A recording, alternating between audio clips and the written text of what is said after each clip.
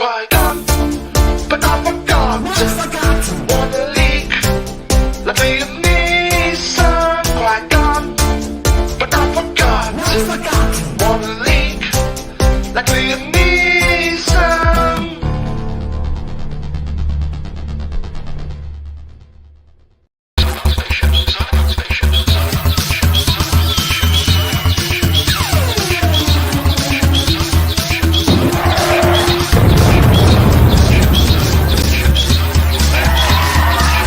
MakingStarWars.net.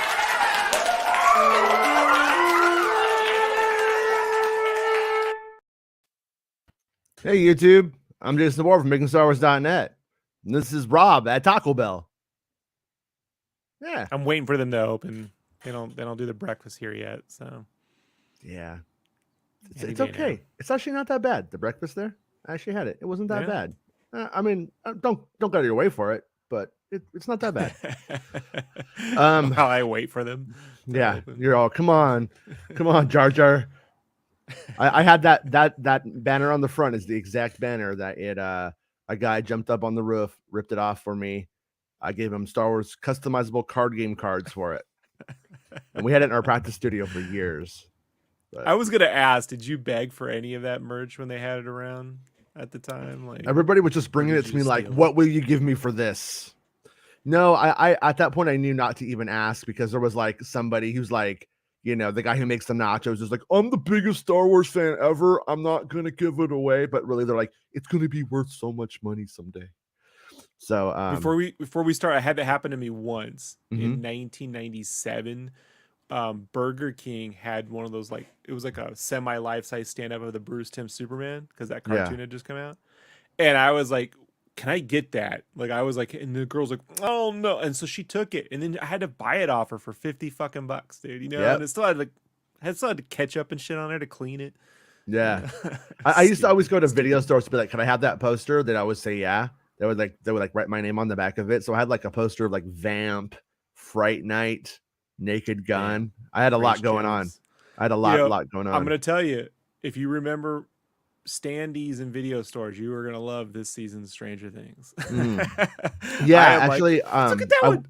I watched the first one last night, and then and I was thinking about a lot of that stuff as I was watching it, and I was like, yeah. But you ready? Hey, how's everybody in the chat doing? Everybody showing up. Hopefully there's no spam bots yet. Star Wars Politics says hello there. Anyone see a leak of the Ahsoka teaser? We had it yesterday. We did get caught. I had to middle of the night had to go and hit the button to say clip the part that has been reported as as Star Wars contraband, which of course only makes it sexier in the eyes of fans. So I don't know what you're doing. I don't know where your mind's at, Star Wars, but you're crazy. Hey, it's Mike Papas. Commercials. You will not promote our commercials. You will not promote our ads. Okay, we got it. We pay people good money to promote our ads, and we're not paying you. No, it's cool. You don't have. We're not paying you. Oh, all right, fine. Just strike it down. Just strike it down, and become more powerful than I could possibly imagine. So let's get to the article. The whole point. And hey, Mike, I hope you're feeling good, buddy. Jon Favreau confirms he's working on The Mandalorian season 4 while opening up about Star Wars crossover opportunities. So that's cool. Within Star Wars or with other series? He's like, yeah, wouldn't it be cool if Spider-Man and Grogu hung out? It's no secret that The Mandalorian is a huge success. The Star Wars series premiered in the early days of Disney Plus. I still feel like it's the early days of Disney Plus personally. And it has been a flagship original program for the streaming service, not only getting renewed for multiple seasons, but getting the groundwork for big spinoffs like the upcoming Ahsoka and the Book of Boba Fett. Given its popularity, it's no surprise that Lucasfilm and Disney would want to know more about the show, but they really make it no less exciting to hear directly from creator Jon Favreau that Mandalorian season 4 is in the works months before the release of season 3. So that's cool. The reason why it's cool to me was that there were rumors that would be the last season, And I originally broke that the show was The Mandalorian, that Pedro Pascal was in it, and that it was about a dude on the journey for the restoration of Mandalore. And I was like, and that was the show. And then I learned in the last year that we were going to have that in season 3. And so when that rumor hit that there wouldn't be any more seasons, I was like, well, that does make a lot of sense, because that was the original like goal of the show, was restoring Mandalore, and they're doing that. So okay, so maybe that's it, and then we'll just move into these characters live on in different shows or whatever. Apparently, though, they understand that the Mandalorian is a brand, and they're not gonna fuck with that. Star Wars news has been flying on the last couple of days. Star Wars Celebration in Anaheim from several of the blah blah blah blah Andor. Okay, so here's what he says. I don't want to read all that. With television, we're lucky that we don't have to rush things through into in half an hour to 2 hours. We get to tell stories slowly. So now, as Dave Filoni is doing Ahsoka, it's very much informing the writing that I'm doing for The Mandalorian season 4. It becomes, how should I put it, more precise. So that's kind of interesting. It does seem to imply that what's going on in the Ahsoka series will somehow affect what goes on in The Mandalorian season 4, I guess. And we haven't really been able to see any connection between Book of Boba Fett and Mandalorian season 3 yet. And we're going to talk about spoilers, obviously, in this show. I mean, the show opened up with Liam Neeson pissing his pants with leaks. That's what we like here. So this may as well just be this making Star Wars spoilers. Like, seriously, like, just what you're getting with this show. Yeah, I just don't want to give some chowderhead the excuse to be like, oh, they ruined it all for me. My whole life is ruined. It's all I lived for. But anyways, there was that Mandalorian leak from the footage of Celebration that they should have just put out, but showing Babu Frick. I am theorizing, and I'm sticking to it, that Babu Frick is probably why we get IG-11 back as a Grogu mech. And that right there. So we have like that kind of stuff going on, but also I think it's important that Huang, the robot who makes lightsabers, is in the Ahsoka series, because that implies he has to be there for a reason. And he's like an ancient Jedi robot that he's been there since like the Old Republic. This guy's like been with them for thousands of years, helping the kids make their lightsabers.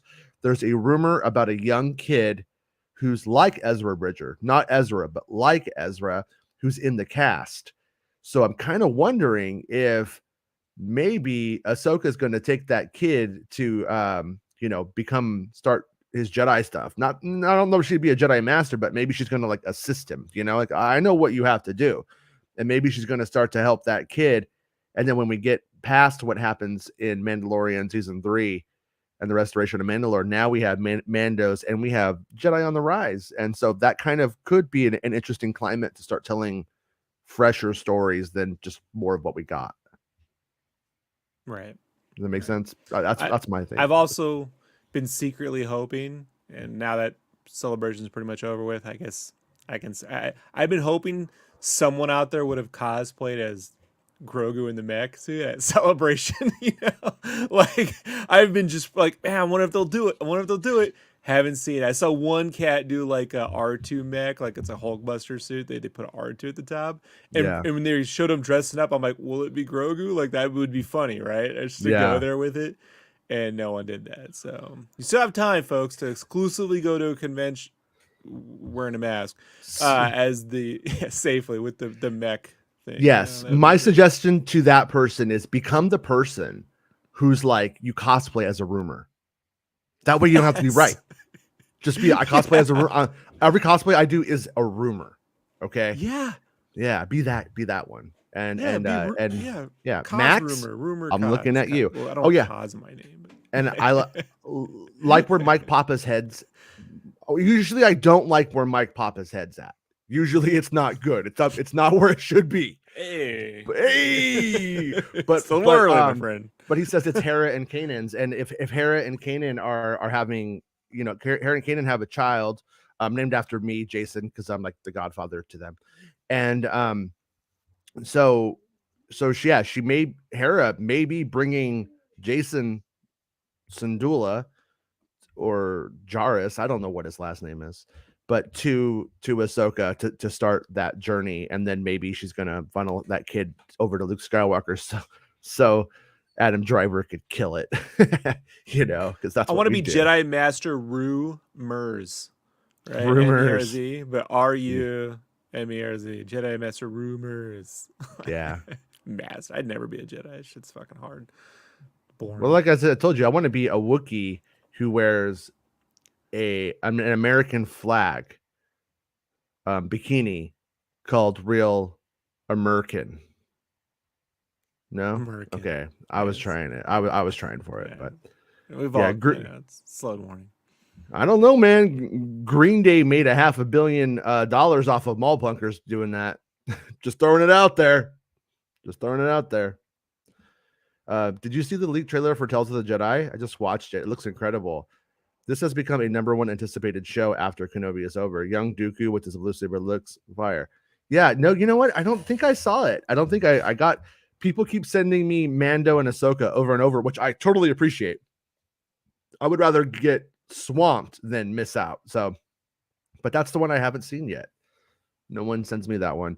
Probably because the animation people are so uptight and weirdos and hate my guts. They are weirdos. I love the cartoon, but the animation people are weirdos. We should ask Mandeep Singh if they have a picture of your name on a billboard around there. They throw darts at, because he's always like, I go down by the animation studios all the time. I'm like, did they got a picture? Well, yeah, I think they say he used the bathroom there. Did he say he went there and used the bathroom? I was like, I appreciate that. My cool bathroom story was Celebration 2, walking out of the panel, and all 3 Boba Fetts are there going to the restroom, and I took a leak with all the Boba Fetts. I was like, yeah, this is the most Mandalorian leak I've ever taken, believe it or not. Darth Del Rio says, I love hearing Doug Chang talk about the importance of silhouettes, and I thought, oh shit, that's what Rob said. They go too far these days. Like, that silhouette design was really enforced at the school of Pasadena School of Art and Cal Arts around the 90s, especially post Star Wars, right? I think they go too far, and you can see this in I like Star Trek 2008, JJ Star Trek, but if you look at the opening, you have this classically designed ship from the 60s, this Enterprise looking vehicle, right? That has a silhouette, but then was then taken to a model form and crafted finally a model. And then you have this Romulan ship, which was designed in the computer, which literally is just a silhouette. there's no, it's just this claw thing, and yet it's a silhouette, but there's nothing, like, it's just this pile of junk silhouette. So you got to be careful, Yeah, that's how there are times when, like, I see Star Wars ships going in the same frame, like going up against each other or whatever. And there's times when I'm like, ooh, I just don't like this together. Like, it just doesn't really, they don't sit well next to each other. And then there's other times when I'm like, ooh, that's cool. Never thought of that Chang before. and them nailed it with the N1 star, the N9, whatever, the Starfighter, the Naboo Starfighter. Yeah, but N1. When I look at those clone ships, the clone trooper ships that look like they have like weird, dragonfly wings and shit, I'm like, I don't want, leave that shit in Dune. I don't want that here. Yeah. I'm not as big a fan of it. Thank you, Darren, by the way, for sending me that. As for crossover opportunities that fans may get to see in the near future, Jon Favreau explained that determinations are wholly being made organically at this point, and that it's interesting, and an interesting thing that has developed since The Mandalorian began. When Favreau first started writing the show, he had a relatively blank canvas to work with as far as the time period in the Star Wars canon was concerned. And now things are developing with more specificity, said the filmmaker. When I was writing the first season of Mandalorian, I could do anything, set it anywhere. Dave Filoni would read it, we'd go back and forth. I would adjust, and there it was. Now we have to figure out why there are certain Mandalorians who wear helmets, certain ones who don't wear helmets, what's happening on Mandalore, what's Bo-Katan doing at the time, how does she feel about that, where's the Darksaber. So it really creates a very fertile ground for imagination for storytelling. So it sounds like it's getting. You It sounds like you got work to do. it sounds like it's getting more annoying or more difficult. He Not tried to more end it with fertile. a compliment, but Yeah, you know, but really, it's getting harder. Yeah, as it should. But I'm sure it's all easy stuff. It's all Dave Filoni shit. He has no problem when I with was that. rewriting Jungle Book, and I just made it Lion King, Lion King, and then I made Lion King. I didn't know where to go because before I already did Lion King, but now I have to do Lion King, so it's totally different. At its start, The Mandalorian is set approximately 5 years after the events depicted in Star Wars Return of the Jedi, and that time period has gotten vastly more complicated since the arrival of the Disney Plus series. That's clearly worked to the benefit of the show and Jon Favreau. In season 1, The Mandalorian is a relatively contained story about a bounty hunter who has been tasked with taking care of a gifted child, and the consequences that have arisen from that relationship have naturally made the New Republic era even more complex and interesting, said Favreau. He said, I think that inevitably, no matter how simple you start, the story threads start to connect and weave and overlap. And with Dave Filoni's deep understanding of everything around the time period, opportunities will always arise when we have story meetings and conversations about, well, what character would be here now. I mean, that's really how the Luke thing happened. By the Luke thing, of course, Jon Favreau was referring to the breathtaking surprise that was the appearance of Mark Hamill. And so basically, yeah, the Luke thing. It wasn't necessarily, yeah.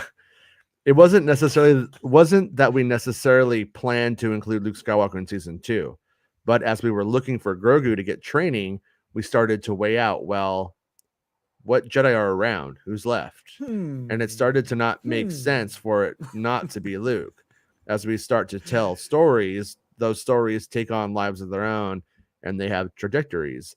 And then, as those trajectories begin to organically intersect, larger stories with more characters start to make more sense. I'm allergic to trajectories. So Dave, what Jedi do you think are around right now? Oh, Maeve? No. Luke? Okay. Who? Luke. Oh, okay. Who? Yeah. Mark's kind of old for that, but we can do the face. We can take face off. Face off. We can take face off. He's forever young. Forever young. Okay. All right. Well, can we put younger me? I said forever now? young. I only did it said so I can put younger me in the movies. I'm getting old. I said forever young. Forever young.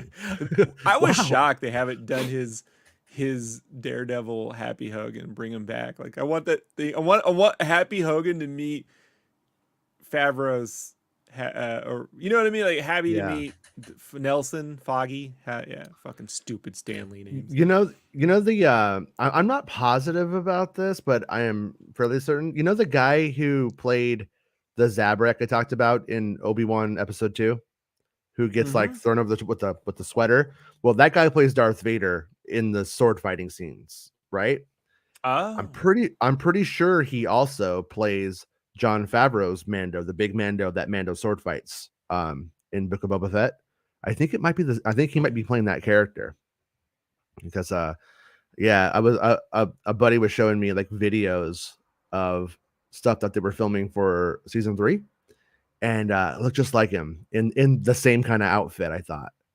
So yeah, he didn't have the helmet on because it was hot, but I think he wears the helmet in the series. It's like that. The helmet's like that Robotech looking guy almost. Anyways, hey man, thank you for the super chat, dude. With Mando 4, any chance of a Boba Fett season 2? Well, honestly, I would roll it back slightly and start wondering also, what is Boba Fett doing during Ahsoka and Mando season 3? Is he involved? So far, I haven't seen any real like anything about him. So maybe he just is like, you know what? Like maybe Mando leaves and he just Mando doesn't come right back and say, I need your help. I'm cornering the market on Space Lizard. But it is, yeah. We're going from spice to lizard. But I mean, it is kind of strange that like in a way And for the record, the way that development happened, I don't think it's like, oh, it was terrible, so we're not using Boba Fett anymore. Like that kind of shit. Like that's not what's going on. God damn it, man! That's how I stop taking away the magic. Yeah. If they felt that way, I like to hold on. I like to imagine the offices of Lucasfilm like the tower in Airplane. You know, Yeah. Oh, one of us got a shit, and they just throw a piece of shit in the fan. The shit's hitting the fan. Yeah. And Lloyd Bridges is back there getting high on glue. Yeah. You know, yeah. But where I'm going with that is a Boba Fett season 2 could potentially be informed by what's going on there. Because, for instance, if we just end Book of Boba, let's just say he did it, right? Everything's good. Let's just pretend, or we could even say nothing else ever happens again. He just rules Tatooine until he dies, and it's fine. Like it could happen. It could be a thing. But most likely there's going to be ramifications of those other 2 shows that then affect what season 2 of Boba Fett would look like. That's what that seems to be even what he's saying their methodology is here and how they write. Like, well, what does that mean for this person? What does that mean for this person? So Boba, there has to be ramifications. If Mandalore is being unified and Boba goes and helps, then there's ramifications. And if he doesn't, there's ramifications. So it's like, and they could play it a lot of different ways. So I don't think you could really predict what it means, but it is sort of weird because it does seem like it would have been an easy side guest starring kind of moment just to put him into that finale. But I didn't see anything about Boba Fett being there when all of that stuff goes down. And I mean, a weird part of me almost hopes that it like we have that like Mandalorian dick slinging going on though, where it's like, oh, now that he's Mandalore, he does want it. Boba is going to want it. And then Boba becomes an adversary to Din. I think that would ultimately be a story of them being friends who are then pitted against each other for some reason. Could be good. But they're kind of doing that with Bo-Katan in a way, but I don't really feel like Bo-Katan and Mando really had very much chemistry in any way, just like 2 ships passing in the night, like that time Indiana Jones's dad fucked his girlfriend, Does that make sense? Yes. Strangers in the night. I mean, I hate to say it, Aria, but I kind of wrote an article and did a video on my predictions for that. Yeah, there's a whole video weeks ago. But what I will play with because we love Aria, good buddy. We didn't really anticipate the Grand Inquisitor not coming back, and I don't know if he is. And like I said, as I started to look through my old notes, I haven't got to go and make new rounds. And hey, do you remember? And honestly, they may not even remember if I ask. Like, does he come back? Like, I don't know. I think so. I don't know. So it may be inconclusive even when I do ask. But I would rather ask about Ahsoka. At this point, though, I would rather ask about Ahsoka and just kind of like let that one, go. But what I'm going with is I think the story theory that he gets taken out, Darth Vader awakens, and then Darth Vader just starts immediately giving Reva commands about the investigation, the pursuit of Kenobi, and the fact that she wants to find him. That's got to be, in one way, a pander to Darth Vader, and something that Darth Vader would appreciate. Like if the Grand Inquisitor isn't getting results, the Grand Inquisitor's not finding Kenobi, and then Reva comes out and makes it happen. I mean, he's got to be like, "You're with me now. We're doing this." Like I kind of think in a weird way that might be sort of an informal promotion for her during this and a chance to prove herself even further. So I kind of think that's where it's going to go. And like I said, the story takes place over a couple of days. So by the time, Grand Inquisitor takes that little gown off and he sees a little white butt in the back, by the time he gets his spacesuit back on, the story's over. And he's like, oh, I didn't get to get her back. Like ruffles, my ass has ridges. You know, Ridges, yeah, ridges. Yes. yeah. But so that's my prediction, and also I think there's going to be a lot more in the story about Leia being disappointed in what a Jedi is when she finally meets one, which makes sense. And I also wanted to throw out there, I was thinking about this the other day too. When you watch A New Hope, the rebels, they're all like, "May the Force be with you." They're straight up throwing Jedi lines out, which means that Leia would be well aware of what a Jedi is. I think. I heard Jedi steal children and turn them into another Jedi. Are you stealing me to turn me into? No, that's not how it went down. No, not quite like that. I don't know. No, not at. That's what I heard. All Yeah. right. Yeah, but so Arya says, "Oh God, Reva and Command teaming up with Vader. Here comes the Rev haters full force." Oh yeah, of course. But I mean, like I said, if Reva just stands there, they'll call her lazy. If Reva does too much, they'll call her uppity. It's just classic dog whistle racism. Whether she sucks or not, they're gonna do that. There's a lot of people who I think there's people who can critique Reva for what she is in the story, but let's not pretend like the people that were doing it before are doing that. That's what I'm trying to say. If you saw the show and you don't like Reva doesn't work for you, I'm not calling you a racist. If you never saw a goddamn thing from Reva and you were calling her a Mary Sue who was intersecting between your boys, well, I think you got some therapy to go through and to work that out. Tyrant says, my prediction, most fans will like it and a vocal minority will complain about it while dog whistling alt-right and racist agendas. Oh, wait, actually, is this Jeopardy? What is Star Wars? Yeah, well, yeah. Yeah, got me there, Jason. I can see Trebek. Most fans will like it, and a vocal minority will complain about it, while dog whistling alt-right and racist agendas. What is Star Wars? Yeah, that's pretty much. I always preferred Stay Tuned, where you remember when they get sat on the couch and they watch TV and they had the remotes. Yeah, and they had the popcorn. They can eat the food and shit. Yeah. Stay Tuned was my jam. Did I see any concept art you can't publish? No comment, Mr. Mike. I apologize, but no comment. Jonathan says, "Do you think we will get the Fett Clan backstory in Mando?" The Fett Clan backstory in Mando. Such potential to explore this before the Jango Fett. Oh, I don't know. I mean, would have been interesting to see that in the fucking Book of Boba Fett show.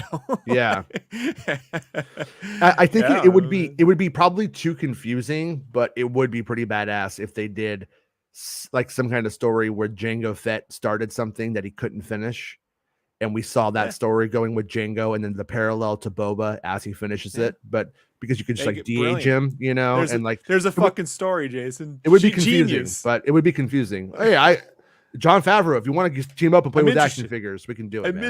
Like, for real.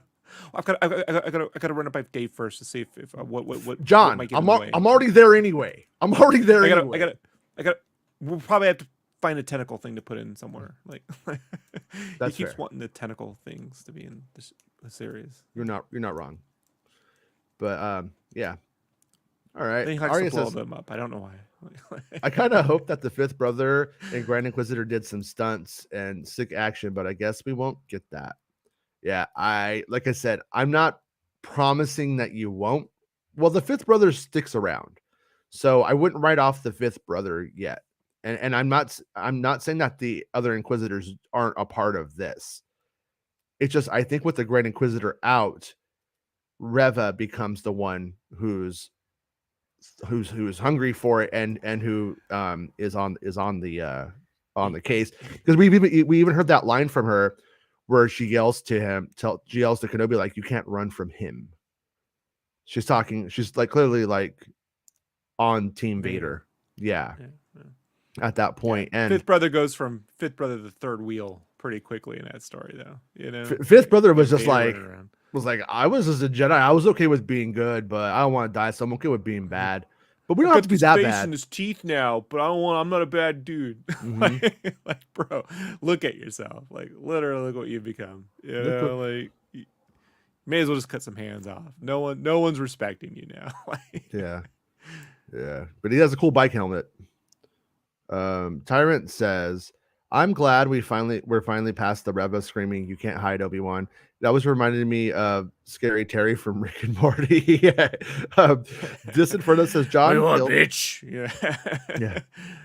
Well, Like the the baby. thing, Mr. Inferno, is that Yeah. I don't think he killed Boba Fett's character. I'm not super Killed pleased with it. back, Killed back to taste. Killed he For he certain. used that shit right up. But it's like, you know, like let's put it this way. You ever gone to like had to go to church or something like that, and like you meet like an old gang member, he's all tattooed and shit, and then he's just like telling you about like the power of God, but you look at him and you're like, you used to be like doing some shit. You had some adventures, good or bad, like you could tell. And like I think that's sort of like we're kind of like Boba Fett sociologically aging out of crime, but still in crime kind of story. And so it's like I think that there's a ton of great stories that can be told with a different model of Boba Fett just fine. Yeah, he's a cool character, just like Batman. Just get someone behind it that wants to tell a cool story, and you know, just make him an action figure. Stop with this Godfather shit. It's not working. Stop with the Godfather. I'm tired Exactly. of it. Yeah, it's not or really get somebody else who can really. Okay, I love you, baby. I'll see you later. Have a good time. Bye. So I'm glad we are finally past the Rebel screaming. Oh yeah, sorry, I already read that one. Great job with Boba. What are you talking about? So Pinky loved Boba, so that's good though. I envy you. You know, I'm glad. I Yeah, envy I'm you. glad somebody. I wish I felt that way. But I did love. I like I said, I loved episodes of it. I just didn't love the 2 and 6. totality of it. You know, it wasn't a home run for me. Darren says, which I always start saying, which I look at Darren's picture. I surprisingly really love the Fifth Brothers look and voice acting. He's pretty cool. Overall, I think they have done a pretty good job on the Inquisitors, but Vader is coming. He's the main bad guy. Exactly. Like that was always the like the structure is like they keep getting it hotter and hotter until the monster comes. And if they overdid it, like I'm gonna throw it out there, like I don't know if Darth Vader and Darth Maul would ever actually work on screen. I know that's a weird thing to say. It would be cool, but like Darth Maul could potentially, just through agility and looking like the devil, outdo Darth Vader in certain ways, other than an ominous presence in terms of action and what they do. And so it's like I'm in no way saying like, oh, make the Inquisitor suck so Darth Vader looks better. That's kind of a hey, dude. You can stay with me. You're my son. You could always stay with me. Okay. Okay. I'm just saying I want to stay because I don't want to. That's cool, man. You could stay. Yeah. All right. I love you. Okay. Okay. So apparently I don't get a day off, but that's cool. So I surprisingly really love the Fifth Brothers look. So I'm fine with the Fifth Brothers look. I honestly don't really like the Fifth Brother in Rebels. He was sort of like the least interesting Inquisitor that they ever did. He is our Jan. He's the Jan of the Inquisitors. He's never really that great and that fascinating to me in any way. But the voice, I don't know if I like it or not. It was a little bit like, yes, yeah, we will get it. I felt like a little Power Rangery in the delivery. So Sun King, I hope you can do it. But right now, I will not be asking you back. I would prefer this is something where like, okay, budget's an issue here. They don't want to spend 300 million on it like Stranger Things. Okay, fine. Lean more into when they say we're going Kurosawa, I think you really need to like go back and look at 13 Assassins or something with more tactfulness to their costume design and their approach and their delivery. and less like, look, it's just like the cartoon in life. He's acting stupid too. Like, no, I don't. I just, some there's just something so Power Ranger is what you nailed that. Like, it's very Saban, Yeah. Yeah. like you speed that Definitely. up. You speed that dialogue up just from a 90 to a 128 or something. You got yourself straight up Power Rangers. Like, Yeah. yeah. Exactly. No, exactly. Also, Yeah. I think I saw Star Wars Meg say this. I'm not sure who said this now, but let's just say it was Meg. In that Jedi Survivor trailer, they think Yeah. that you see some trees and stuff very slightly, and they think it's Shit. Wayland, the Really? Emperor's Mountain. Yeah, I thought that was thinking about that. yeah. I love that, and that was one of the things I liked about Bad Batch when they threw that in there. I was like, look at that shit. I like a treasure chest of hidden technologies. You know what I mean? Like, that's the shit. I'm like, base the whole sequel trilogy around that fucking idea. You know what I mean? Find the Emperor's secret stash of fucking nifty toys. First one there wins the Republic. Yeah. It's like Midnight Madness with Star Wars. Yeah. Midnight Madness is stupid. Wookiee Wednesday. Yeah, they definitely there are stories that could be told when you do have when you do have those like warlord components of Imperial remnants, where you could have stories of competitions between who's going to find that stuff and who's going to be able to utilize it and access it and stuff. So yeah, there's a lot that could be done. I liked those moments that we saw in the Mando season 3 trailer where we see what's this? Is it Pershing? Is that his name? The guy who's the cloner guy, and we see him with the Star Destroyer. I don't know what you call it, assistant. That's what I call it. The Star Destroyer's assistant. The Star Destroyer, like second command, the one who reports to Gideon. But you see them like sneaking around and stuff like that. So I do think we're going to see probably going to see the First Order stuff really start to kick up in this third season, and we're probably going to start to get answers to the whole what's going on here, like why do cloners care about Grogu and that kind of thing. And yesterday someone was asking about Palpatine and clones and all that stuff, and is that where all of this stuff is going? That I think may be the part that makes the most sense about where it is going. Mr. Mandip, thank you again, dude. You are always too kind, man. Imagine having a Jar Jar reference in Kenobi. Epic. Mandeep needs to go back to your rumors about 4 years ago. Like, yeah. There was what I believe was Blue Sky concept for Kenobi, a Star Wars story. And I believe, by the way, it was just called Kenobi, a Star Wars story, when it was a film.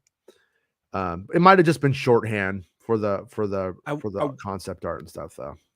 It didn't dawn on me, based on your report. It didn't dawn on me when we watched the episode, but I was thinking this morning, is that clone trooper bit the Jar Jar bit? They just flipped it out. Instead of old man Jar Jar lying on the streets begging, it's a old clone trooper lying on the streets begging. Like, could have been the same exact bit. Yeah, if they had done that, if they had made him a beggar, that would have been it would have put Obi-Wan into a place of being a complete asshole. If he sees Jar Jar, like, who's somebody that we have, we don't have a lot of relationship between them, but we have a lot of implied time. Just figured out Kenobi season 2. Save Jar Jar. Save Jar Jar. Qui-Gon believed, you know what I mean? Like, if Qui-Gon goes, he's out there, he's an innocent, you know what I mean? You know, save Jar Jar. I'll give you a mission, save fucking Jar Jar, you know? Yeah. And then we get to bring Ahmed back, do the Jackie Chan shit, you know? I always go with the idea that whatever he became, he was still good inside of himself, and he, like, in that aftermath snippet, that could just be him doing charity work in some way, and that you could change the character up in a lot of ways if you wanted to. But they I tried to get Ahmed to talk about it, and he kind of just confirmed it, but didn't go into it when we did our interview. Excuse me, because there was a scene at the end where Palpatine, like, puts his hands like on Jar Jar's shoulders, is like, "You've been my earliest supporter." And then it's the implication is that Jar Jar's now going to go become a bureaucrat who's just a pawn who doesn't know, you know what I mean, anything. But you know how like in you know in when Bel Organa is talking to that politician, and he's like, "I'm just here to eat your food." Yep. I think that was what Jar Jar would have become. I think that's sort of maybe not evil, but that's sort of like essentially where they were. I think George Lucas was implying it might go. And so it would be kind of interesting to if we had moments where he did become that. Bel Organa started to take him, try to radicalize him or something too. But I hope I just want something with Ahmed him. Best being able to do Jackie Chan. Yeah. Jar Jar. You know, Yeah. like, I don't care what George planned. I'm not interested in that, Paul. I don't give a fuck about the book. You know, like in not like saving Jar Jar isn't just saving Jar Jar, it's saving that you know what I mean? Yeah. That character in your memory of it, or you know, the actor or whatever. Like the whole idea. Like there is a way to literally bring Jackie Chan on board to fucking, you know, bring Jackie Chan on to figure out all the stunts and shit. We got Ahmed Best is from what I understand, an adept martial artist who could easily go and take that into you know, screen, I don't know what you call it, stunt work, and could bring Jar Jar into something more interesting. They are foolish if they don't do it. And also, if Jar Jar does start off as sort of, you know, a clown who goes through all that stuff, and then he becomes something completely more interesting in terms of, "Bye, Penny. I love you. Have a good day. Hey, you wear that mask." Kenobi could go back to Naboo for Don't one forget. season and it wouldn't affect canon in any way because we have no knowledge of Naboo in the sequels or anything else. Like literally you can just do that, you know? Yeah, well, if he goes through something and goes through a change, like that is always the most interesting thing. Like, I know not the best opinion I could use for all audiences here, but Luke Skywalker, you know, if he's just a good guy the whole time and perfect the whole time, not that interesting as if he has to fight his way back or become something like what they're doing with Kenobi, where Kenobi is one thing at the start and then it could be something at different at the end, something more and something better. And I mean, it would make him it would not redeem those movies in anybody's eyes, but I think it would make him a lot more interesting when you watch him to go like, wow, look at where that guy goes from there in terms of a character. Would be more fun. I hope somebody can do it. Maybe it's easier said than done, but I hope somebody can do it. That's my little dream. Aria says the writers for Kenobi made John Wick, Nemo, Wall-E, and Pirates of the Caribbean. They got to somehow show more of Grand Inquisitor because these guys are not rookies when it comes to writing insanely good stories. Yeah, well, that's yeah, but I gotta pick. I'm gonna pick on you here, Aria. I do think it's an insanely good story, and I don't think the Grand Inquisitor doing one thing or the other really matters so much. But what I do think that maybe the flaw in the story may end up being, when all is said and done, maybe they just didn't need to have the Grand Inquisitor in it. Like maybe he should have been in the periphery and not something that she has to overcome in the first episodes, you know? I see a vision of this, man, or a version of this, where the Grand Inquisitor is essentially that police chief captain, like in Beverly Hills Cop, right? And the third brother are like, you know, those road cops who can't do their shit right, you know? Yeah. Damn it, brother! I said you're going too far! You know? This time you've gone too far. You're cutting up hands. The mayor's on my ass. Yeah. I'm gonna shove my jurisdiction up your ass. That kind of 80s shit, you know? Like get Harold Faltermeyer to do the Inquisitor theme and shit. Like that would be dope. Harold Faltermeyer gave us Top Gun, Knight Rider, Beverly Hills Cop, Hill Street Blues. Like, that dude was on fire, man. Yeah, he was. Yeah, now that you mention it, that is a pretty interesting, I don't know, repertoire. I'm gonna. Mandeep says, my mother sends her a message saying that Sketchup looks like Matthew Woods, And I agree. And with maybe having more Jar Jar as it happens, why not? So I think he thinks she look like Matt would, voice of the battle droids, Roger guy. I don't know. I've met Matt Wood a bunch of times, so I personally don't see it, but if your mom says so, mom's usually right.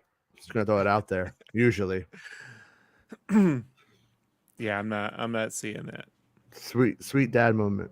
Yeah. His ears don't stick out like mine. I go straight on, and it's not anywhere close. Must just be an angle. The trailer scene where we see Reva deflecting blaster shots from stormtroopers must play out in the next episode. The Grand Inquisitor must have a different physiology to survive like two hearts. But one was broken. Will he ever love He's again? got elf stomachs. Got two elf stomachs. Yeah. Yeah, I remember he eats the saber. You don't see it, but it's actually he's eating the saber. He's like when Bugs Bunny eats corn. He's like no. Yeah. Ben Bamboo says the Inquisitors look horrible. Nothing but Star Trek aliens, just humans and face paint, lame, unimaginable, uninspired, nothingness. Not even accurate to how they should look. Yeah, I have to say, I think Reva's fine. I know I'm not trying to just stick up for Reva to be controversial. I think she's fine. Looks like a human in bad guy clothes. Fine.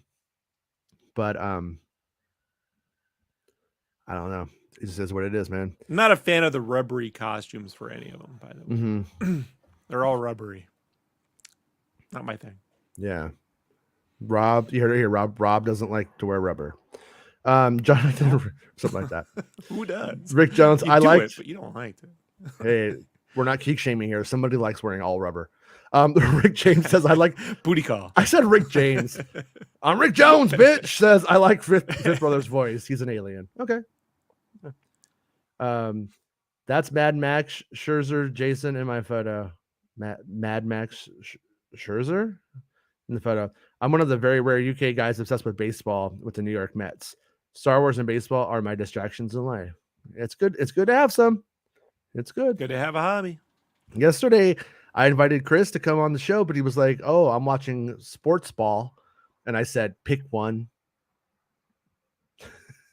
I don't know what he was watching, so I called it sports ball. Sports ball. I don't know what he was watching. I don't remember. There was a time when I could turn on. There was they're like dodgeball games, or like they have to like, they have to like throw the ball and also run an obstacle course or some stupid shit like that. And if they would just mix that with like that Wipeout show where they also randomly hit you and you fly into something, I would watch the shit out of whatever. I like that Wipeout where people just like run an obstacle course and get smacked and fly, 30 feet in the air somewhere. Like I made Brandon watch that on a loop. And after like 3 hours of it, he's like, I like this. Like, so you can get people to eventually like that stupid shit. I didn't actually appreciate baseball. My drummer was like scouted to be like a minor league baseball player, and it was like in college ball and all that stuff. And then he was like really like into it. So like one day he was like, baseball is really good. You shouldn't be so mean to it. And I was like, yeah, whatever.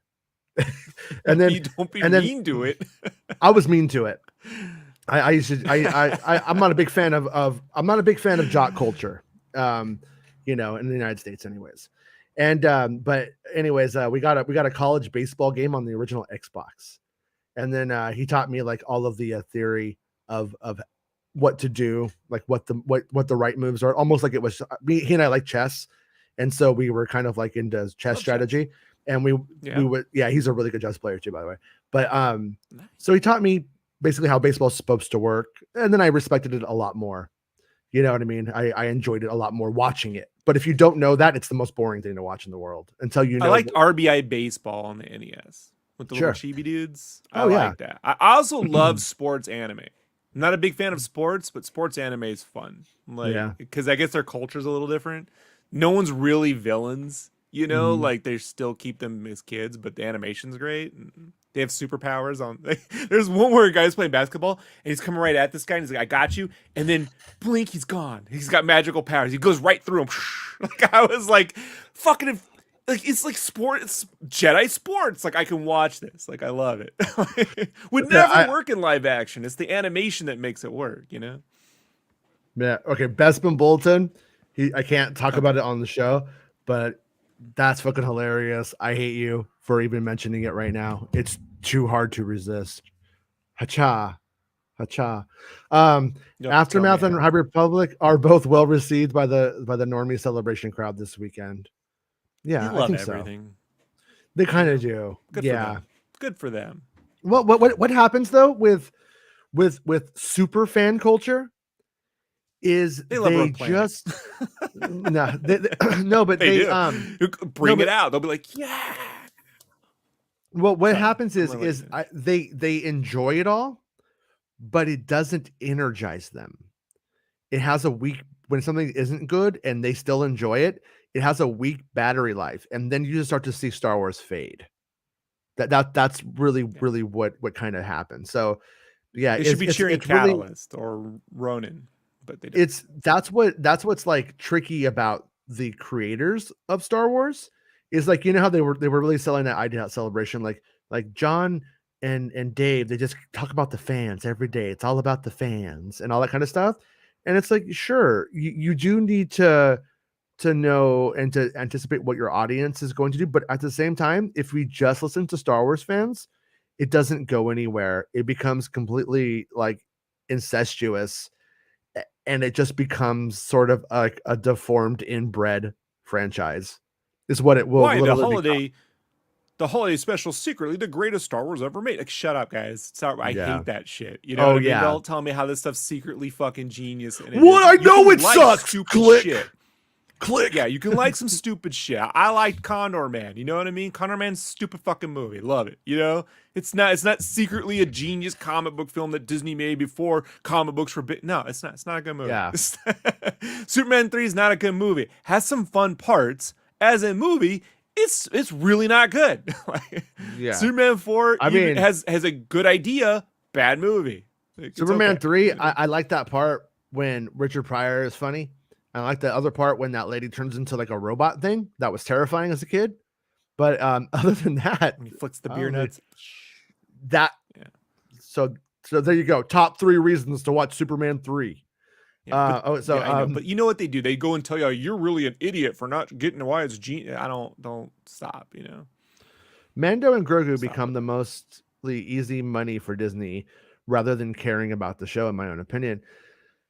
I don't know. I don't really know. I kind of feel like Mando, and it's not a slight, like not everything needs to be something with things can be fun and shallow. And I find Mando to have heart, but to kind of be shallow at the same time. Like it's not a very complicated show. There's not a lot of machinations going on that make you go like, ooh, what are the ramifications of this move? Even though they were kind of talking about that today, it's really not that so far. And I think that's okay. I just think that it can't all be one thing. There needs to be various shows for different levels of sophistication in terms of the audience, because Star Wars is a really big audience, and that's where same with the MCU. Andor looks like it could be a show of higher sophistication compared to, but it's like the same, the same way.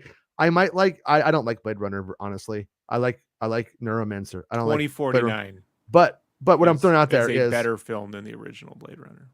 Yeah, but what I'm trying to say is like something very sophisticated conceptually, like Blade Runner, can exist in Star Wars alongside something that is literally like Commando with lightsabers. Like you know what I mean? You could literally do both and have two audiences, but the audience is so big. If you do one or the other, it doesn't actually make everybody happy. I would, strangely, with my real life friends, they all like Mando. They all watch it, but they all think it's kind of dumb. Like it's a little bit, it doesn't really hit that mark for a lot of my real life friends. And they're like, you know what I mean? They think Grogu's cute, but they're like kind of, it is sort of 2 notes. Father son thing the whole time, and I think that's okay because they're making so much Star Wars. That's why That's why like Book of Boba Fett not pleasing me. If we were back in the George Lucas era, we might get one thing a decade, and that one thing was like your one shot, I would probably be pretty livid about Book of Boba Fett. But the fact that it's something new just coming tomorrow or next month or next I had the couple months, same I'm cool. I'm okay. conversation with a friend of mine who's not feeling very concept of the Ms. Marvel series, right? Yeah. And I'm like, they're not making it for you. Yeah. He's a 40-year-old man. You know, I'm like, they have to broaden their audience. They want to bring in a separate audience. Wait, They when get you say great. wait, when you say broaden, do you mean make it for broads? Then it's not for him. Okay. Like he's like, well, you're defending it. No, they need to make things that are different. I really don't think the audience they're going for with Loki is the same as Winter Soldier, the casual person. You know what I mean? Or the strangely, that's my favorites. I like that weird. Yeah, but I like the real far if there's out one. crossover. Yeah. The thing though is if I'm weird. you branch out a character out of Loki into another series, right? It should probably hit a similar tone as the Loki. You see what I'm saying? Like, so Boba Fett should have been, I think, as good as all the Mando episodes, you know? Yeah. Like, and how he was in Mando, you know? Like, when it's like it feels like it takes place before he ever appeared in Mando in a lot of ways, you know? So it's just like, that's where the schism is for me. Mm-hmm. You know, there are times it hits it in spots, like Superman 3, that's cool. That's cool. That's cool. But there's these large gaps of Richard Pryor in a giant foam hat trying to put a key card into two slots at the same time for like 7 minutes. What and you're like, what the fuck are we doing? What are we doing? Or when Clark Kent eats dog food and thinks it's pate. Like, but he went to night school and turned out he was a hacker. He didn't even know. That's amazing. What a story. You know? Okay. Yeah. So like, there's just this stuff, man. You got to think about, you know. For Ben, Rev is not working either. Her redemption couldn't be more telegraphed. Well, to be fair, we did. I see. Here's the thing, Ben. I don't telegraphing. Yeah, I mean, yeah, everything. Star Wars is kind of predictable in some certain ways, but not trying to justify that. But her redemption, I think I have a problem with that word use for the character, like. Han Solo showing up at the end of A New Hope and saving Luke redeems his asshole move from, a couple minutes ago. 1 second. Okay. Yeah. But when you have a character who is massively evil, but just finds what the line is for her, I don't know if that's like redemption. Like, I don't think she was going to go and become a good person necessarily after.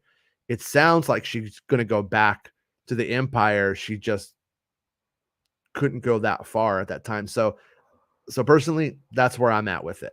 I could be wrong, but that's where I'm at with it. Chilean Way says, my guess is the kid in Ahsoka is possibly Jason Syndulla.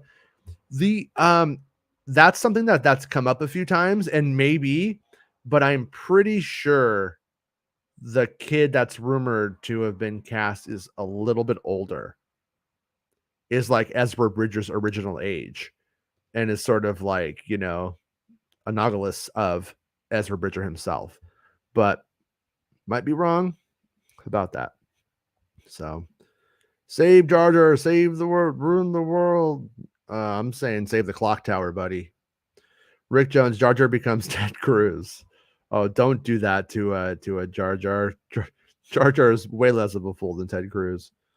Chilean Airways says, looking at the Andor trailer, it seems to be much higher quality visually than the other Star Wars shows we've seen so far. Could it be because they use locations and sets rather than the volume? To some extent, yeah. Yeah, definitely. I mean, also, like I don't know this for certain, but I definitely think it's probably the case. When you go to film in the UK, there are tax incentives that they get. There are reasons to film in the UK versus the United States. Otherwise, why would an American company do it? So what does that mean? Well, it means that you get more bang for your buck.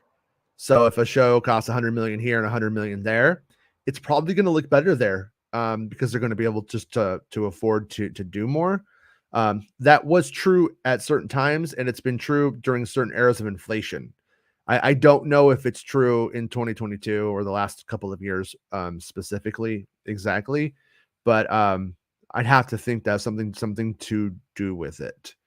The other advantage, obviously, is whenever you go over to the UK, you have a different talent pool that you can use and utilize and pull from. So, hacha. Yeah. So I'm just gonna put that out there. And Rob is back. How's it going, Someone say Rob? something about Andor? Yeah, I said everyone's like Andor's gonna suck. It looks too realistic. Nobody said God, that. There's also It's great. there's also It's great for the algorithm to complain, Jason. oh yeah, Andor more like Andor. There's also people who could flip that, and there are, and they say they didn't need Reva in the show, and Grand Inquisitor should have been doing everything Reva is doing. I like Reva though personally. Yeah, I mean, you can't kill the Grand Inquisitor. That's the whole thing. He's not dead, and you can't kill him. So you need another character who is disposable, who can go on or be disposable. But I think we know how this goes. Jedi Mike, they could have added that ominous voice addition to Reva's voice. I you know what? I don't have a problem with Reva's American voice, but I do think if they had not used an American voice for her, that's where the big I think that's where the friction kind of is. Look, if she had just like the bottom half of like a Vader mask or like that Star Killer kind of mask thing going, and she has a little bit of voice modulation when she was like Inquisitor mode, then like you could add a little bit of the villainy, right, with that thing on there. So like I would have given her the a visor like what's his name? Geordie LaForge? don't. I'd have given her the Geordie LaForge thing right here, and I'd have given her like a mohawk. That would have been cooler. I'd had her go like full She could new look like wave. Kiefer Sutherland then, Or Cyclops. So she could have shot lightsabers out of her visor. Temple touches.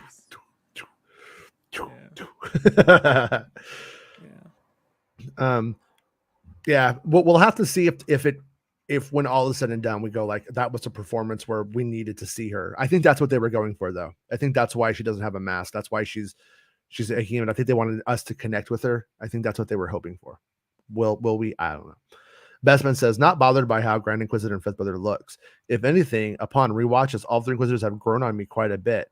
In particular, Reva and Grand Inquisitor. Yeah, I got a text from you over the weekend when I got that beautiful new Xbox, and started playing it. And you were like, "Hey, I'm watching it again, and I'm liking it a lot more." And I'm like, "Yeah, I've watched it. I've actually watched it 4 times now. The 2 episodes." And I personally can say I do love it. I do really like the show. Not calling it perfect it still could shit the bed. it could still maybe get better. I don't know, but I am really digging it. Whereas other shows at this point, I'm usually like, well, I need more because I need to see what's going to happen. But I'm pretty into it. But I'm invested in Kenobi already, so that's probably why. Skylar says, since Natasha Lou Bordizzo said she's been cast for over a year now, do you think that Sabine could show up in Mando season 3? I think she could, but we never had it confirmed that she is there. Never got like a smoking gun. And I also think I don't believe she is. I could be wrong, but I don't believe she is, because I think if Sabine had shown up, that would have been like something that I would have heard more about in a more in-depth way. Or if they did, it was super secret and they did a really good job on that. But I don't know. I don't think so, though. I think we might have kind of like a concept where Mandalorian season 3 is going on while Ahsoka's going parallel, and that's why they don't intersect. But I don't know. But we haven't seen any proof that it goes that way. Darren says, "What if Anakin had been trained by Qui-Gon? not Kenobi, do you still think he would have fell to the dark side? I don't think so. I mean, that's they. I guess it just depends. Do you believe that Kenobi blaming himself is accurate? Do you think him trusting Anakin to do the right thing at the wrong times would have changed things? You want to know my thought on this missed opportunity? Mm-hmm. Missed opportunity. In the Phantom Menace, Kenobi tells Qui-Gon, you would be on the council by now. Being on the council matters to Kenobi. Being on the council matters nothing to Qui-Gon. He's out following the will of the Force around the galaxy, right? Mm-hmm. And I feel like the push to have status for Kenobi should have been something Anakin picked up, and then it went too far with Anakin. You know, like status really matters. You're nothing if you don't have status. I had no status as a slave, and being on the council and being a master and being the top of being above it means something. And that really and that Kenobi go, well, it's not that big a deal. No, you know, like it could have been something that he picked up. And had he been with Qui-Gon, he would have never been around the council enough to care. Yeah. You know? Yeah, that makes sense. So. And also, I mean, there is another thing I wanted to throw out there in terms of the canon Lucas story, is that Kenobi falls in love with Satine. Qui-Gon's there. Qui-Gon does let him apparently delve into the affair and make the choice. Do I want to be a Jedi, or do I want to be a husband to Satine? Do I want a life of public service, or do I want a life of following my own passions? And he gives him that opportunity, and Kenobi comes to the responsible conclusion, right? So I think he's thinking, I did, Anakin's good like me, Anakin's going to do it too, and then he doesn't. Natalie Portman is Natalie Portman. He's like, I'm gonna put Luke Skywalker and Leia in that, and then so he goes and it goes the other way. And so she's into killing kids, Kenobi.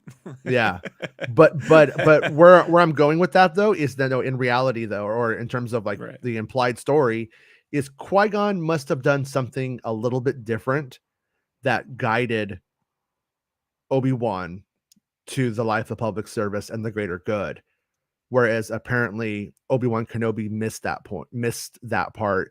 And when we do see Obi-Wan, he is largely a nag to Anakin. And he nags Anakin so much that Anakin just is able to shut him out and not listen to what he's saying a lot and laugh him off at times. And well, that's the philosophy that I thought they should have gone into, like a dual philosophy of the Jedi, the living force versus the galactic force, the cosmic force, right? The living force and the cosmic force. Yeah. So I felt like if Lucas had defined that better, where he goes, look, the living force, I'm listening to the will of the force, the present, and the Jedi, the cosmic force is focusing on like where we're going to be in 100 years. And so Yoda makes a 180 by Empire, where he tells Luke, you got to focus on the present. You keep looking to the future, because we used to look to the future, and when we were focused so far in the future, we missed the shit going on right now. Yeah. You know, like that. It's all there, but it's just not defined and said clearly, you know? And I just feel like that's that thing where, like, as a fan, I can go, oh, I can really, like, look, it's there, and I can show you how it's there, but it's really Lucas's job to do that. But it is there. Like, and I sort of feel like that's something where, like, Rey could be going back to, where, like, I'm not focused on trying to, you know, what's going to be good for 100 years from now, but I'm focused on doing good now and making a difference now, you know? Yeah. Yeah. So I am of the opinion that Qui-Gon, if he had been there, it would have been different. And that's what makes it more tragic when Maul does kill him. I watched football once, very boring. Not if Mario's playing it. Anytime Mario does a sport, that's always sure. fun to watch. Yeah, Mario Golf is the most exciting thing in the world. Are the limited edition Making Star Wars Nirvana S shirts still up? They should be. They should be still up. We're gonna take it down for pretty soon. 24 hours. Yeah, we're gonna take them down pretty soon. But yeah, they you can the links are on one of the on some of the last stories on MakingStarWars.net too. It's only an appearance with the 74 other Mandos. Yeah, there's gonna be a lot of Mandos this thing. How's it going, Don? Thanks for hanging out with us. Arya, I truly lose IQ when I see people actually think that Disney retconned Rebels just because Grand Inquisitor got stabbed. He didn't die, for God's sakes. It's just a friendly little tap. Yeah, my big critique of it is I don't think he's dead. I have some indications that he's not dead, obviously, and he's there in Rebels. But they did, if that is what they are going for, they did film it like he died. And I don't really appreciate that level of fake out. But I guess must have been on the table and they were like, "Don't you die on me!" And they're like shocking him, and then said lightning, and then he's like back. I don't know. I just fear we're gonna get another Bacta sequence. Like not just Anakin, but the Grenadier will come out the Bacta too, and it's like, you folks, all these things are done way in advance. These were all done years ago. These ideas, these stories and these beats. So it's like to have like 3 different things going on, and they're all revolving around like heavy use of Bacta tanks. It's like you telling me someone in the store, someone around there, someone will go, maybe we're doing this a little too much. Yeah, It's a lot of a similar. I don't know why are we doing this? There has to be other things. Yeah. Chilean asks, at what point is a show's production do you usually start to get info about the plot and other stuff? It's all over, all over. Like, okay, yeah. If I could just talk freely about every single thing that ever happened, you would just see it's a really mixed bag. And also, sourcing is never like one. Like, people act like he's got one person high up at Lucasfilm. I don't know what you're talking about, Reddit. Aria says, imagine if Reva was George's idea and how she is and what she knows does. Now that would make the morons look dumb.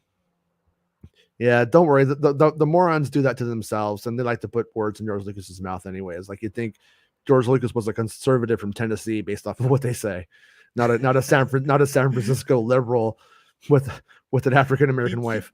He invented the Ewoks. Like, you want to get into this? Yeah. I always like Kevin Smith seems to like the show, but like he can't get past the Leia Ben thing. Like, it just breaks canon for him, and I'm just like, you got to go back to 83 to really start breaking Star Wars canon, man. Like this is nothing new. Like, and then the Phantom Menace breaks all sorts of fucking canons and shit. That's when Lucas was heavily we gotta get like we are redefining canon to what makes some guy emotional because he had a concept in his head. It doesn't break the canon though. I mean, it's not like it doesn't really break canon.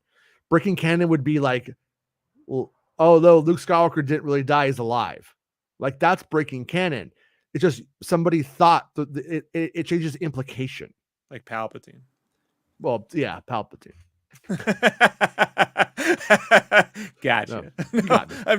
No, but what I'm saying is like when you watch A New Hope and you look at stuff, you can make it all work for you. It doesn't break like there is weirdness. Like, why is she so formal in the message? You serve my father. Well, that's what they're like. Well, she says, Obi-Wan, you'd serve my father, and I'm like, yeah, he didn't serve his father, and that shit didn't happen. No, it did happen. Like, it did happen. He had to go back and add it. It's not there in the movies, man. He's not like, I'm serving you. I was just a protector of Alderaan. That's where I was hoping when I first saw the pictures of Naboo before it was titled Naboo. I was like, oh, Alderaan, they gave it a different look, or maybe it had a more colonial, classic look, Baroque look before the futuristic shit. So that way, like, maybe like there's Jedis that are like, you know what I mean, sent to sectors to protect them, like Green Lanterns or some shit. And so he was serving, like Bale's like the regent of a sector. There's some way to like, like, because he served the Republic, something, but it's not direct. It's implied in that first film that I directly served a guy, and that's not how it went down. Like all that. Yeah, well, in the Clone Wars cartoons, Bail Organa is there. He's giving them, they are having adventures and stuff like that. And but once again, it's like all of it could be fixed with like a line. But it's weird that Kevin Smith is going with that one, but didn't have a lot of anything to say about episode 9. Really? Did he? Am I missing that? Or because I mean, episode 9 does more stupid shit than anything that the Kenobi series as even. I don't think he much cared for that one, but don't quote me Okay. on that one. Okay. Yeah. A lot of people are like, oh, well, it is what it is. You know, Yeah. what the thing is, when he doesn't like something, he tends to just not talk about it much. Sure. You know, Yeah. and he's pretty smart on that one. After having spent years complaining, I guess he just got enough of hearing about it. You know. Yeah. So, Well, no, but I mean he seems to that's like the show. But that some things stick out to people. You know, like some things really stuck. I don't get the hockey pads. I don't know why everyone's so fixated when, you know, I'm not wearing hockey pads. Like, yeah, there's your fucking dudes dressed up like Batman. There's a big difference between this guy dressed up, you know, in hockey pads pretending to be Batman and the guy who's actually being Batman. It actually is a big difference. But for some reason, that line sticks with people. You know, Yeah. I don't know. You know. So Darren asks, I would love to sit down with George Lucas and ask him what his honest opinion is on the new Star Wars. And so I think George Lucas used to always use this analogy of when he would change something. He was like, you know, it's your house, and you know the paint's starting to look a little bad here, so you're gonna add some paint to the trim of the windows. He's like that was his conceptualization. But the reality of it is, if we take that analogy further, he sold his childhood house. Somebody else moved in, and they've been painting it how they want. And when he goes back and he sees it, it's got to be like, what? Why would you do that? You know, it's not what he would do. And so I really don't think, in a lot of ways, that it's likely he gives a shit about much of any of it, or really cares for much of it. And it might be at a level where he does, is like Jon Favreau and Dave Filoni were sort of like proteges of his to some extent. And he maybe like seeing it in a friend's movie and how you support them. And I think that's kind of where he's coming at it from. That's my read anyway. Could be wrong. But yeah, I don't think George Lucas disliking it somehow like proves fandom menace idiots right or anything like that. It's just like, you know, it would be like I don't know, you know, somebody else is dating your ex-girlfriend. You're not going to be like, oh, what a great guy. Usually we're not, anyways. I'm usually like, George thank was God. unhappy with Temple of Doom, but I love it. So you go figure that one. You know. Yeah, well, no, he wasn't critical. He Talked wasn't mad shit about that after when the Last Crusade came out, bro. It was real fun to talk mad shit about Temple of Doom. They both did. They both Yeah, did. they both did. Both Yeah, played it on their. They didn't talk mad shit though. They said we were going through a dark time, and I think that one came out a little bit too dark. I mean, that's not. I don't know. They're pretty good at not. They're pretty good at ruining their own intellectual properties through their work, not through their words. They're good at it. Kingdom of the Crystal Skull. Like. Wrong. It's good. Yeah. Oh shit! I just realized we'll hear Vader's voice in 3 days. It's coming. It's coming. We heard the little breathy breathes. 3 times club here, 9 out of 10. Jedi Mike is liking it. Those made for TV style shots. Kenobi. He's watched Kenobi 3 times and he gives it a 9 out of 10. Oh, okay. Loves it. 3X. Tyrant says those made for TV style shots when Leia is running, not just her running, taking a long time, but actual choice of shots is just odd. It really is. And like I said, I've looked at it a lot now. And as I'm looking at that stuff, I think maybe I'm just gonna throw it out there. Maybe it was actually the problem was in the writing. Maybe it's not being written in any kind of sequence-driven manner, or things building on top of. It's just like she runs and she scoots under. It's like a guy. Look, as an artist, man, I really dislike it when a writer hands me a script and they tell me, I saw the fight going this way. I'm like, I'll handle the visual. You don't. No, yeah. He throws the sword left and he throws it right. I don't care what that's in your head, but it's my job to make the shit look cool. You know? Yeah. But I wrote it. Then we're not working together. Like that's. Yeah. You know. Yeah. Yeah. No. Same thing with some of the Indiana Jones scripts for Spielberg. They would say like the camera pans and they would do that shit. And it's like, once Spielberg sees that, he's out. It's like, nope, it's going to get sent back. Even if it's good, you're going to have to redo that. Yeah, I think they read James Cameron scripts and think they're going to be James Cameron. It's like, he's directing the shit he's writing. Like, Right. James Cameron doesn't write pan down when he's doing script work on Point Break or Strange Days, right? For Catherine Bigelow, he's not, Right. you know, his ex-wife. Excellent taste in women, James Deuce Cameron. Bigelow. He ain't writing that shit for her. The camera movements, you know. Yeah. So, Chris sent me the Tales of the Jedi trailer already. I just snap. Yeah. Well. Okay. You Yeah. I don't want to. I don't want to get the show. Yeah. I feel like it's just gonna get taken down. But like I'm like looking at it, it looks cool. But I feel like the pictures that we had yesterday in the episode. They're all like quick beat shots, like boom, boom, boom.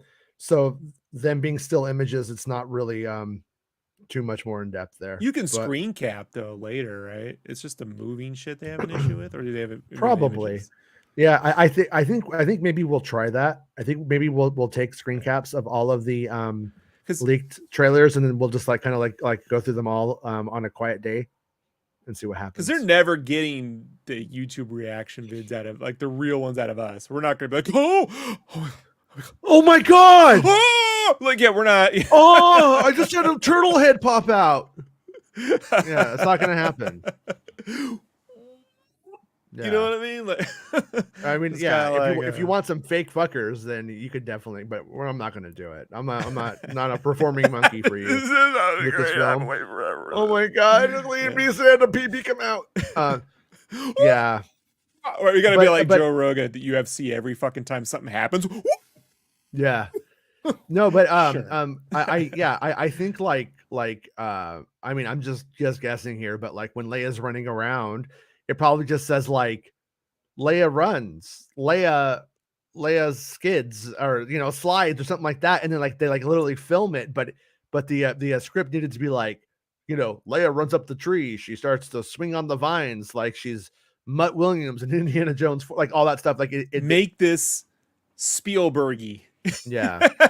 You really could just write that in there. This should be like a Spielbergy Indiana Jones moment. Yeah, I mean, no, that's the thing is I still think the writer has to write what those moments are. Obviously you could do improvisation, but also roll it back. What kind of improvisation are you going to do in a park with an 8-year-old tiny girl?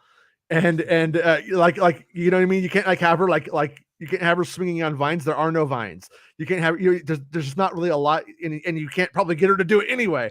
So to be honest, they should have just seen the way it was cut and then decided to do like when the guys see her, maybe they just do a pickup shot where they throw a bag over the head and cut to the ship taking off. What they should have done is they should have had, because see, I think if Leia doesn't do anything, then you could get a critique that she's robbed of her agency. She's not the fighter that we know. So what they should have done was had her pull out some kind of stun weapon, stun the fucking dude, and then get the bag over the head and taken right there. Like stuns one of them. She's a little kid. Lola turns into a stun gun. Yeah. You know what I mean? Yeah.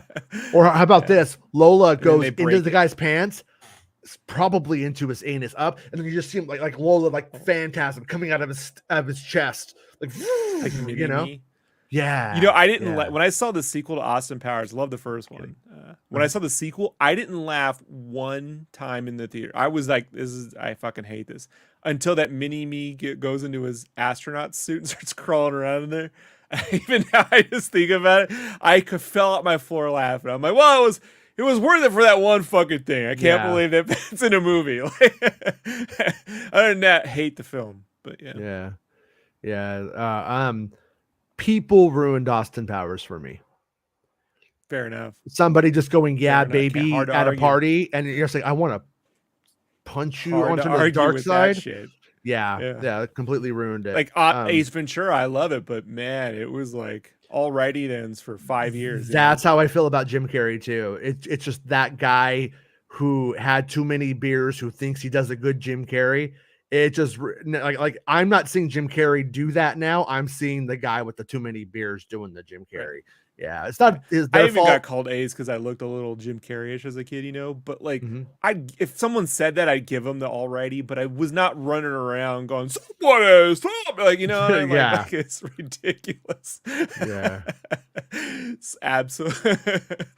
Yeah. Although every time I see my package arrive fucked up, I just think of the opening to Ace Ventura, and I'm like, so good. That's what Darth So Vader good. said. His package got fucked up too, burned Yeah, off. that's true. Cut his dick off. Right off. I'm looking at the it's Sunday, right? Yeah, it's Sunday. So Droid Vision and Voice was at 10:30. So okay, I'm trying to look up Star Wars Samurai Universe is going on right now. Okay, so at 11 a.m. was the Bad Batch season 2 at the celebration stage. So is there Bad Batch season 2 news going on right now and we are missing it? I for some reason I thought it was a little bit later. I thought I better check. But apparently I don't know. Maybe I'm gonna look up on the old Twitter right now and see what's going on. What's going on with the Bad Batch? Thank you, UK Mets, New York. So I'll pull you back here. Okay. Yeah. So Bad Batch. What's going on here? Anything? I mean, like with Bad Batch, I don't know. I hope I see some stuff and I'm like, oh yeah, I want that. Right now with Bad Batch, I'm a little bit like, yeah, okay, you know, not super excited about it. Concept art of Kanan from the Bad Batch pilot is shown during the panel. Okay. More concept art. So Star Wars Holocron is really covering it. All right, hold on. I'll put some of that stuff up right now. So we'll get into the Bad Batch here for a second, rather than doing another show in 15 minutes. Right. Probably better to do that, but you know what? Let's actually do that.